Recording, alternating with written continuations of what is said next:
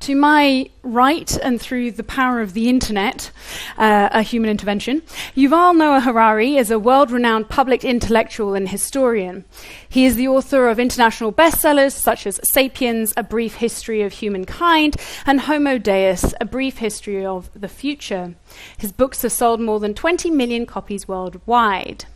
To my left, I have the pleasure of introducing Slavoj Žižek, who is a Hegelian psychoanalyst and arguably the leading celebrity philosopher of our times. Idiosyncratic and fiercely polemical, apparently Slavoj is currently serving as International Director of the Birkbeck Institute for Humanities. Not that you could tell from the way he's dressed. Foreign policy named Zizek a top 100 global thinker for giving voice to an era of absurdity. But what I'm going to do, in fact, is ask both of these speakers an opening question, which is, should we have more faith in the human and less trust in nature? Yuval, I trust you've heard every word that I've said because I can barely see you on this screen. Fabulous, joining us from the ether. Please, could you take it away? You have 3 minutes to tell us whether or not we should have more faith in the human and less trust in nature. Well, two things to say about nature. One is that nature doesn't care about us in particular. I mean, if an asteroid would hit planet Earth tomorrow morning and all life on Earth will be destroyed, nature wouldn't care about it. It would just go on as usual. Planets and stars explode all the time, and physics just goes on. The second point is that, it's really, I never really know what to say about this seeming binary division between humans and nature, because you can never violate the laws of nature. Nothing that humans or anybody else can do can break the laws of nature. Anything which is possible is by definition also natural. Whether it's genetic engineering, whether it's the internet, whether it's vaccinations, it's all natural. Because, the laws of nature are not like the laws of a state. That a state makes a law, let's say you can't drive more than 90 kilometers per hour. That's the law of the state. And you nevertheless drive 120 kilometers per hour, and a policeman stops you and gives you a ticket, a fine. It doesn't work like that with nature. Nature, it doesn't give us some kind of law, and then we break it. I don't know, we do genetic engineering, and then it punishes us for this. It just doesn't work like that.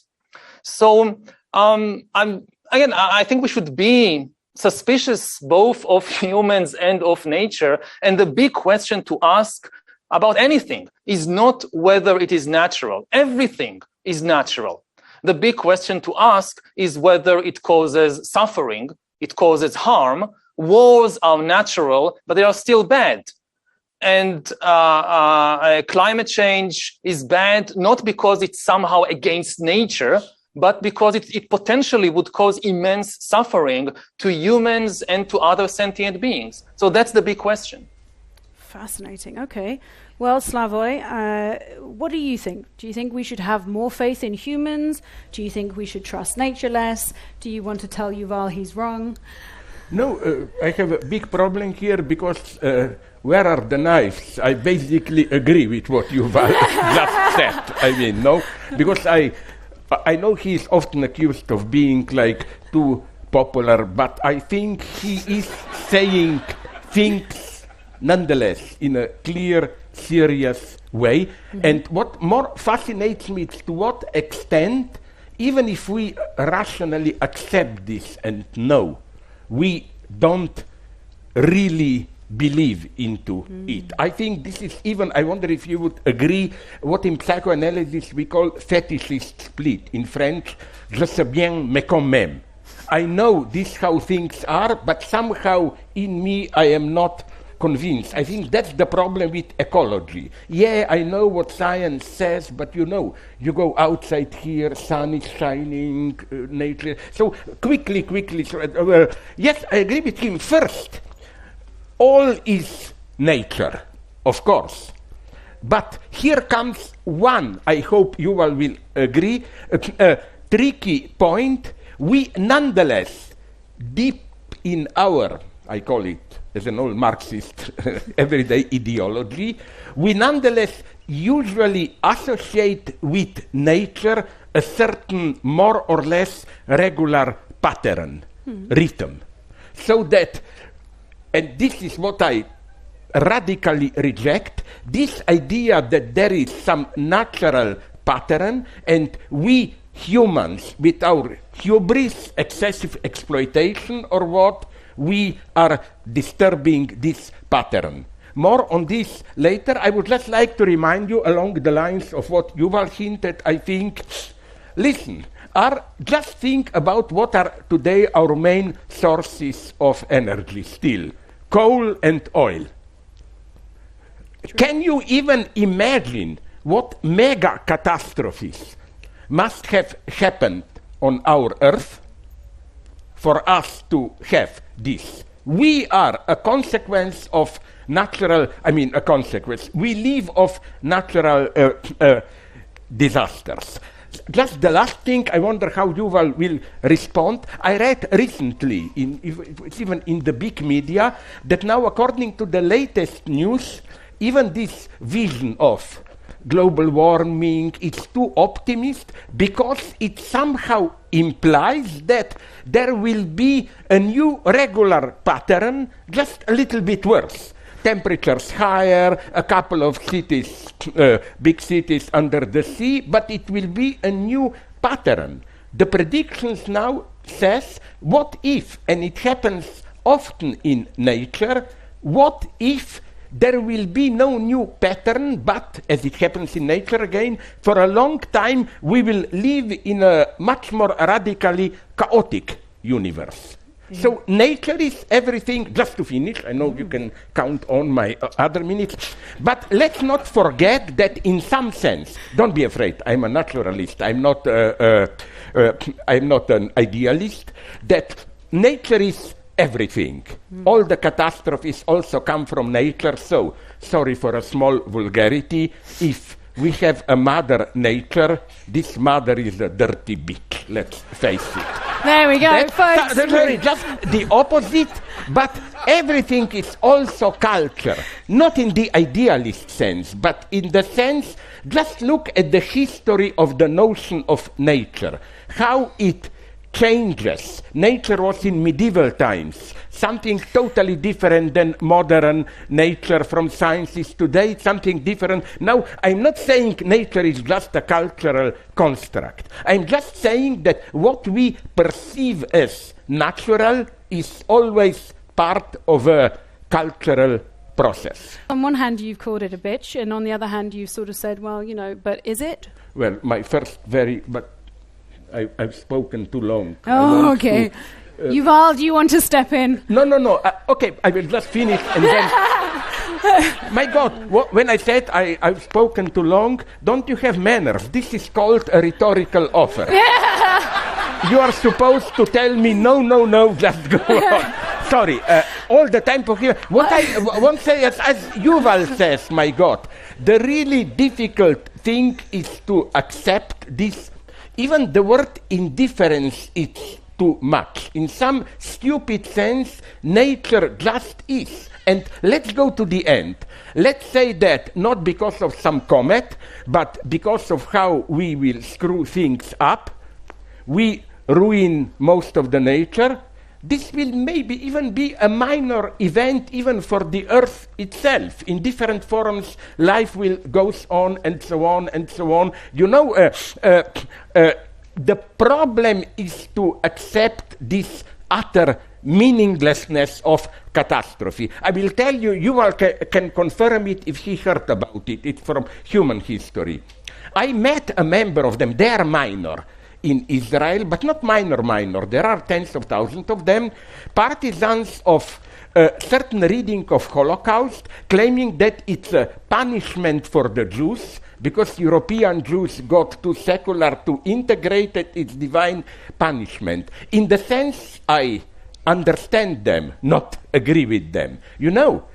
It's even better to conceive your terrifying fate as punishment, because at least things have meaning.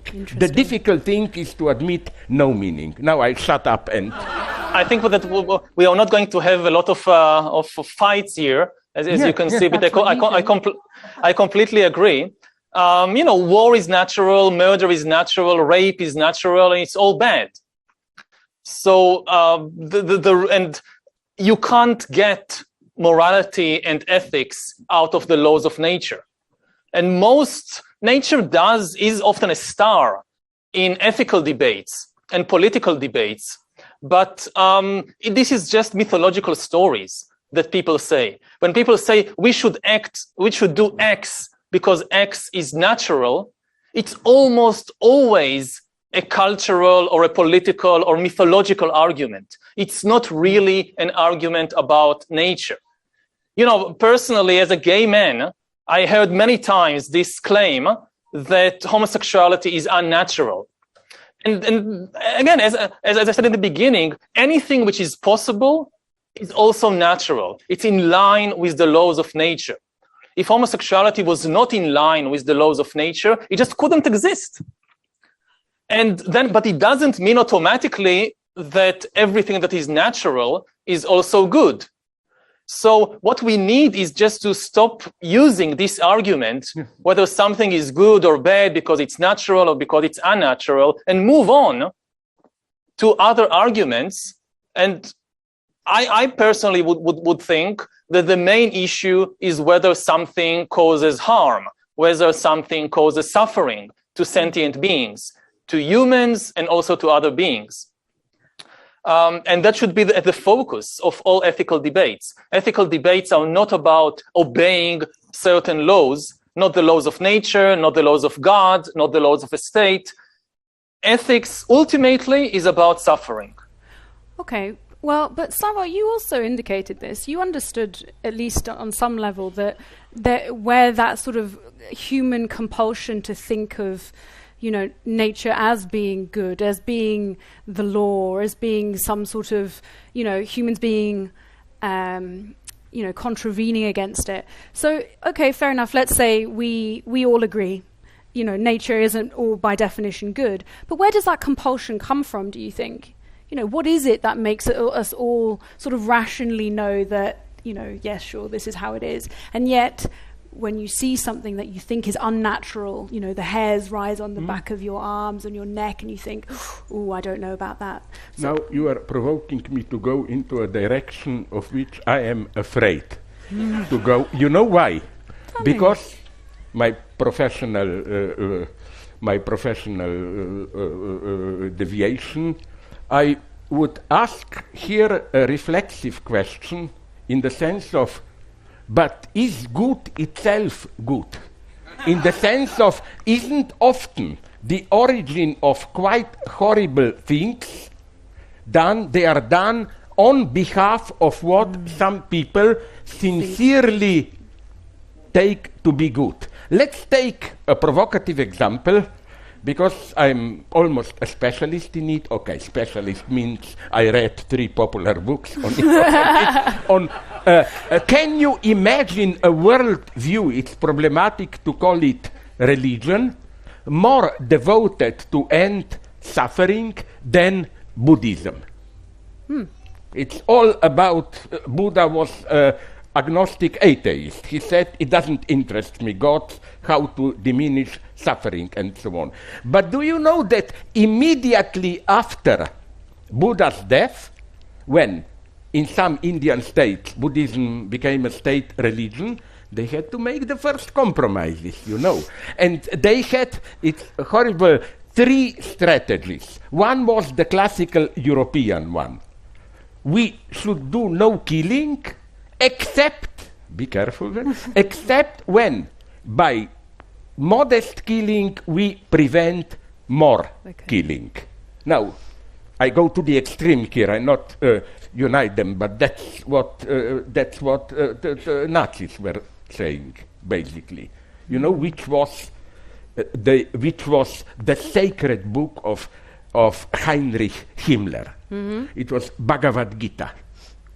because it teaches you this acting with a distance. Don't get identified with your act. And Himmler openly says that's how a Nazi officer should maintain his humanity even when he is killing Jewish children and so on.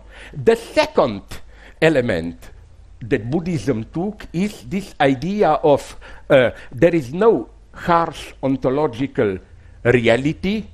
The world is just a chaotic confusion of phenomena. There is no substantial reality. And they used this to justify war. And I am not a subject. I am Anatman, nobody who just observes what goes on. The one, if you are old enough, whom you maybe even remember, Daisetsu Suzuki in the 60s, the great popularizer of Buddhism. He was popular with hippies in the 60s. In late 30s and 40s, it's a slightly different story. He fully supported Chinese militarism. And he used, sorry to be personal, this example. We are at war. Okay. If I'm in old substantialist metaphysics, I stab you with a knife. But I will find it difficult because nonetheless, I don't know what's with me wrong, but I consider you a human being who can suffer and so on. But he said, if I enter the Buddhist nirvana, then I no longer see me as an autonomic person with a wheel hurting you. Okay. It's just I observe a dance of phenomena where I don't know how your body somehow falls on my knife. Right. No, you know my point. That's here, how even the religion which was most dedicated to ending suffering found way to justify it fully. So I claim if you really want to fight suffering, then beware of those who preach too much good. Who was that physicist who wrote a very, really well, who said, Steven Weinberg, he said something wonderful. Now, I've written books about Judaism, Christianity, I see emancipatory dimension in them, but I am basically an atheist. He said, without religion, he simplifies it, good people would be good and bad people would be bad.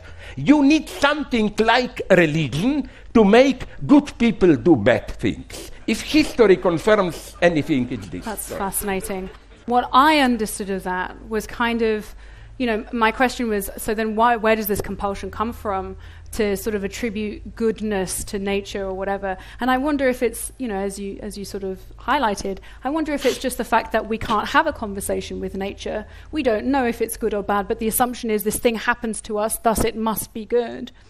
Our second theme is about whether or not we should treat the earth as a resource for commodities and elements that benefit humans.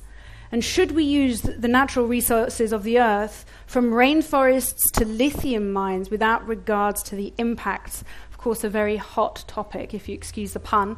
Yooval, what are your thoughts on that? Is the earth just a mine for us to mine? So, trying to answer your question and also to comment on what we just heard, we can use it, but carefully. The main point, I think, about nature and being part of nature, that it is also extremely complicated, and we don't understand it.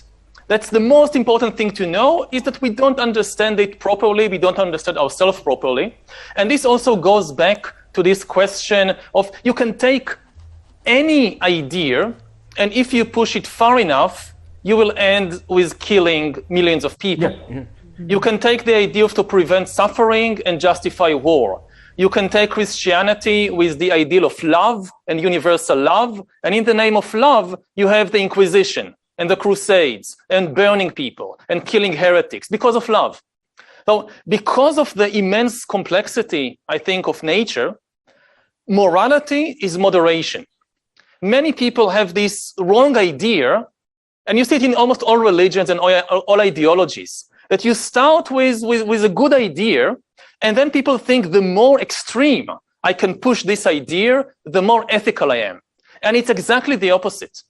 Most of the time, morality, real morality, can be found in the moderate areas, not in the extremes. And also another point, whenever, and I think there are almost no laws in history, but I think this is almost a universal law in history.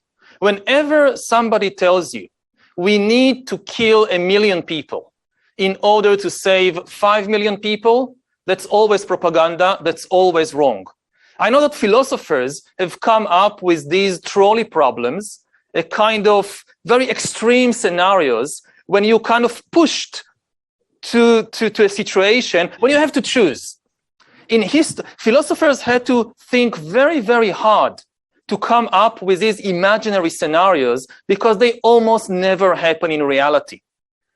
At least not on a big scale of history. You always have more options. When somebody is offering you this choice, kill 1 million people and to save 5 million, you always have to step back and reframe the question. They are pushing you into an ethical trap. In history, there are always options. Like you look at now at the war in Ukraine. So you have somebody coming and framing the question as a binary option. Look, either NATO does whatever I demand, or I invade Ukraine and inflict terrible suffering on millions of people. It's your choice. These are the only two options. And the most important thing to realize is that don't accept this framing. This is not true. There are always more options. Even if NATO refuses your demands, it doesn't mean that the only remaining option is to inflict terrible suffering on millions of people. And the same approach should be with regard to utilizing the resources of the earth.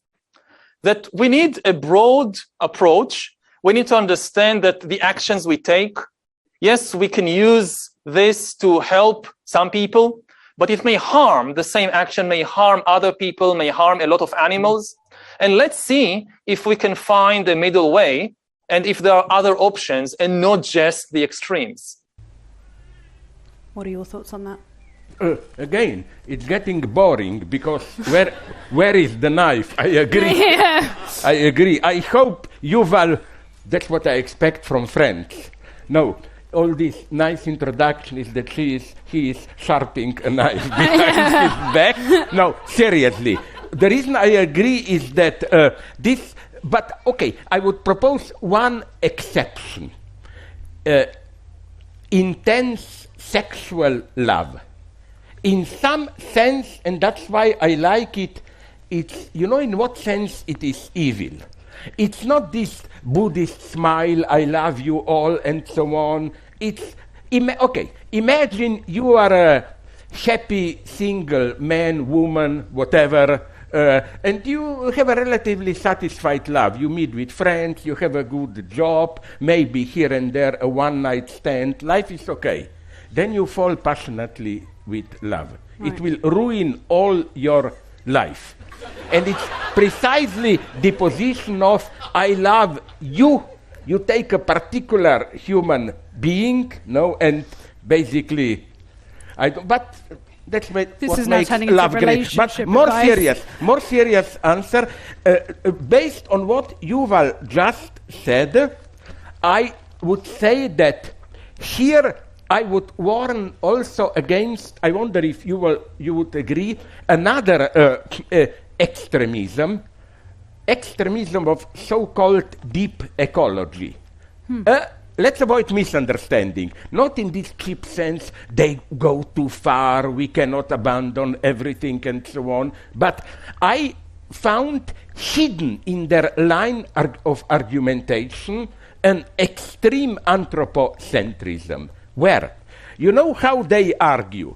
They argue like this. Not only humans have rights. We live on Earth. We are just one among the species. Who said this, sorry? So-called deep ecologists. Deep ecologists, okay, sorry. Yes. No, the idea is this one, that we have to learn modesty. We have to learn that we are just one among the living species. So, we have to take care also of the well-being, rights, they get here ambiguous, of all other parts of nature, not only animals, not only plants, but even they speak about the rights of rivers, of beautiful mountains and so on and so on. But now, back to what Yووال said, and I agree with him, but animals at least make sounds which signal their suffering, but rivers,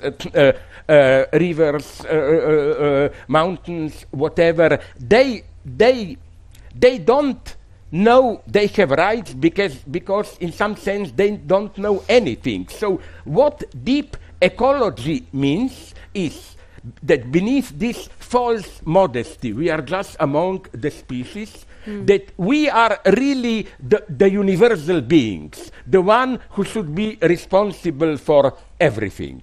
Here it's hidden another potential of how we humans should really control the earth. And then you get to all those plans which are often masked as progressively ecological, like to put more carbon monoxide in the air to prevent. But I would agree with Yووال, nature is so unpredictable here. We never know what can the secondary non-intended consequences be. So yes, we should be radical ecologists, but always be aware of this, that the long-term consequences can run against. That's why, immediately I give him the word, that's why I am a Hegelian today. I think the formula today should be back from Marx to Hegel. Marx still had a plan. If we do this, there will be at least a substantially better society. Hegel is not doing this. You know what Hegel says in his most quoted, but people don't take it seriously, Introduction to Rechtsphilosophie, to philosophy of right. He said, thought, philosophy, can only grasp the present order when it begins to disintegrate. And future, we cannot say anything. We have to be extremely careful about the future. What this practically means is not pacifism, let's do whatever we want, we don't know what will happen. No, it's just that, you know where is Hegel at his best? In the spirit of what Yووال said. When he takes an extreme idea and demonstrates how unexpectedly in actuality it turns into its opposite. For Hegel, the classical example, I think even he exaggerates there, but French Revolution, freedom, you get terror. The second half of 19th century, it was in Europe, not elsewhere. Relative period of half a century of calm, progress, women's rights, you get World War I. Soviet Union, October Revolution, whatever you think, an attempt at emancipation, you get Stalinism. The last example, Fukuyama, happy 90s, end of history, and so on, we are now where we are. So my basic approach would be aware that, as a rule, when you are making big plans, things will always, in some sense, go wrong. And try to take this into account. That's really interesting. I found myself thinking when you were saying this idea of, the deep ecologists, of having to take care of everything and somehow that being an extension of our dominion. It sounds an awful lot like the 2000s rhetoric of America being the police of the world. This idea that we have to take responsibility. And now they want to be ecologists, the police of nature. Well, exactly. So, but then that got me thinking, Yووال, if you don't mind me asking you this. So then it got me thinking, well, the question was about, should we treat the Earth as a resource? And perhaps simplistically, I feel as a biologist compelled to say, well, of course, the Earth is a resource to all other organisms. But do they exhibit moderation? Is moderation built into nature? And then by extension of your initial argument, why, we shouldn't have to extend moderation to nature, should we? Because whatever we want, therefore, is natural, no? I mean, in some systems are in equilibrium or in homeostasis, and you do see moderation in a way built into them, and some systems are not. They're completely out of balance, completely out of control. So again, here too, you can't just say something which should be true of all natural phenomena. You have a huge variety. But I think what really makes it complicated at this point in history and makes all these questions far more complicated is that we are on the verge, perhaps, of creating the first inorganic life forms. Mm-hmm. After 4 billion years of evolution, it's a very, very long time, 4 billion years. And we've seen so many different types of organisms, but actually we've seen just one type of life. All of life, from amoebas and dinosaurs to us and to tomatoes, it's just organic biochemistry. That's it. And we are now on the verge, perhaps, of creating the first inorganic life forms. And on the one hand, it strengthens this feeling that we are doing something unnatural, even though this is not the case. We are perhaps just extending life to more natural realms, but also raises the question of responsibility, of what would be the consequences of what we are doing now. If you think about previous religions and previous regimes in history, whether Stalin or whether the Nazis or whatever, no matter what they did, in the end, you could always go back to the human body, to basic human biology. It's like a computer game that you go in the wrong direction and you die and you come back and you start again. And now, for the first time in history, political regimes, human ideologies, human mythologies have the potential to really shift the evolution of life and to even place it on a completely new path. And you can imagine a 21st century totalitarian regime, a 21st century Stalin, that, Stalin worked mainly with social engineering. He maybe wanted to re-engineer human biology, but he couldn't. He dreamt about creating a new man, a new human, the new Soviet, but he only had social engineering. So in the end, when the Soviet Union collapsed, you still have human beings, like they were in 1917. And we start again. In the 21st century, a new Stalin might have the ability first to really re-engineer the body down to the level of DNA and create new human species, and perhaps even to create completely inorganic life forms. So we can imagine millions of years of a new evolutionary track beginning with some 21st century Stalin. And this is extremely frightening, especially because these kinds of people, they think in extremes.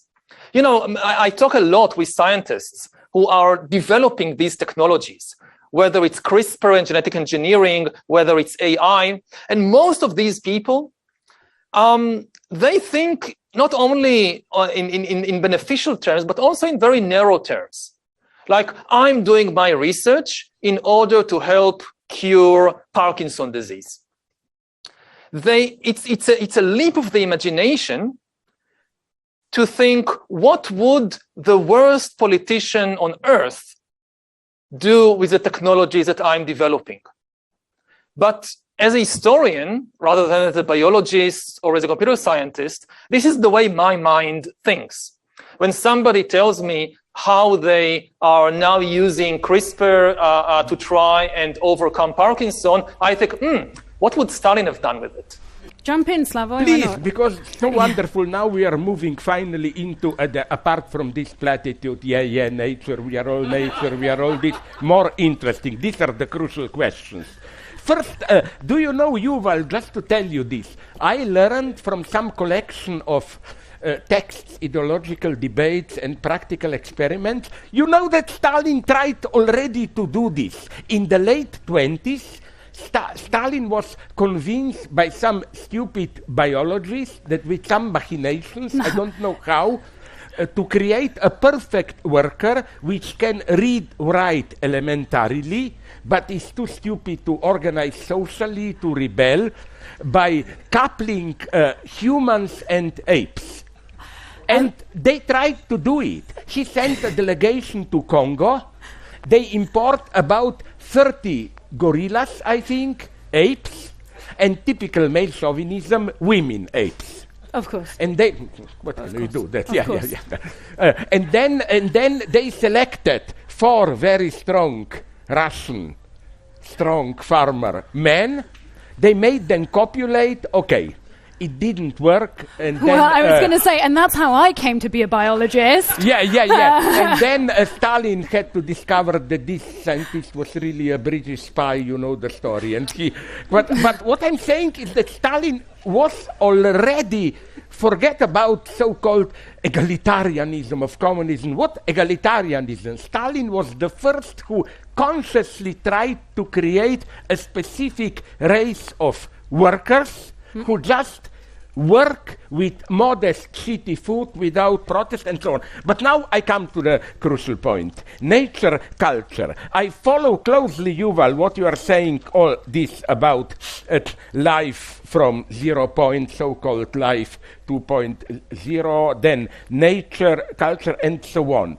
And would you agree, now I put my extreme thesis, that we live effectively I agree with him, in an absolutely unique era where if this progress in biogenetics, brain sciences will go on, not only we are entering into post-human era, but in some sense also in post-natural era, because in our spontaneous experience, at least, nature has somewhat Heidegger, not a highly respected political philosopher, but called Erde, the earth, this thick background of our lives. Now I will go to the lowest point that I can, and most of you will break any contact with me. I loved a movie, which is a bad movie, but I loved the idea, don't kill me, Roland Emmerich Moonfall. It's horrible movie, but I like the basic idea. Okay, the moon is approaching Earth, endangering Earth, and some astronauts go there, find a deep hole, go in, and discover that moon is really an artificial object built by artificial intelligence to control us, that this rugged earthly, flatland on the top is just to create the impression. But isn't it the lesson that, now it's a precise question for you, Yuval. You may disagree with me, I'm not sure if I agree with myself, but that once we have life 2.0, this retroactively changes also, in our view, not in reality, what life, the first life is. Because life becomes just a combination of transparent algorithms, biological, and so on and so on. And that's my problem with, would you agree, Yuval, with liberal conservatives? I cannot call them in another way, like Jürgen Habermas, whose solution is, since brain sciences today, by penetrating our brain and manipulating our DNA, are threatening our ethical self-understanding, we should put a limit on science. We should simply say, Bill McKibben, who wrote a book, enough, like this should be the limit. But what I'm saying is that once, for example, sorry, you again, I cannot. I'm here once I can through some surgery or whatever, technical means, chemical, change your mind, that you become more brutal, more decisive, more intelligent. This means that already before I intervened, your mind functioned at this level. It was just different chemistry and so on. So I think that with post-humanity, nature also will, in some sense, no longer be nature. It will become another mechanism. Second point, what is, Yuval, your final solution, namely with this, that's the big focus on your work, post-human, whatever they are. namely,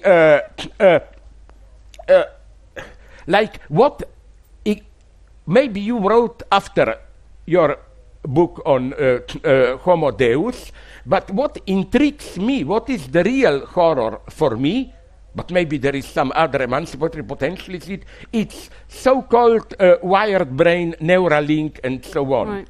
The idea, because our basic idea of human freedom, at its most basic, is even if I am in chains, can do nothing, you don't control my thoughts.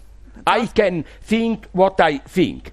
But even the moment you get direct interaction between my flow of thoughts and a machine, of course, as Yuval said wonderfully, immediately the scientific manipulators will bring a good medical example to justify it. Like I already said, a guy who couldn't, it's real, move his penis, they manipulate it now, thinking about it, he could do it.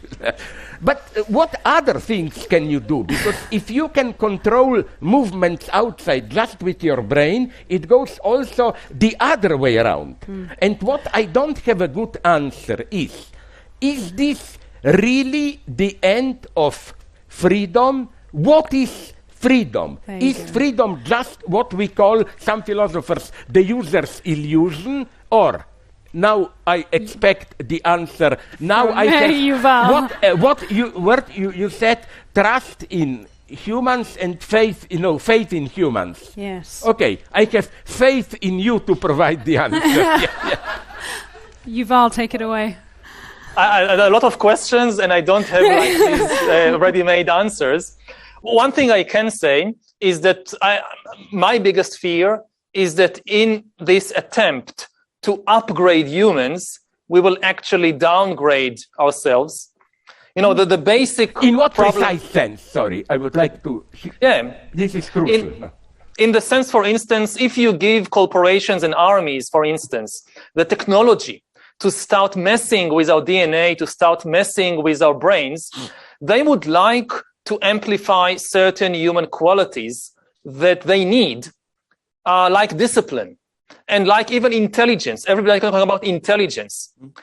But they don't need other human qualities like compassion, or like autistic sensitivity, or like spirituality. If you're Stalin and you want workers in the factories, or you want soldiers in your army, so yes, discipline and intelligence are important, but a compassionate soldier, that's problematic. Or a worker who has spiritual goals in life, this is problematic. So even if there is no intention, malicious intention to destroy these aspects of the human being, they will just be pushed to the side. In the human being and the human mind, they are so complicated. When you try to amplify something, it usually has so many other unintended consequences. It's much, and this was true throughout history, it's much easier to manipulate a system than to understand the full consequences of what you're doing. Even forget about bodies and brains. You look at the ecological system. You build a dam over a river. You understand what you're doing. You want to produce, say, electricity. But there are so many consequences that it's very difficult to foresee because of the complexity of the ecological system. What will be the impact on animals, on plants, on the atmosphere? Even if you want to understand, it's extremely difficult.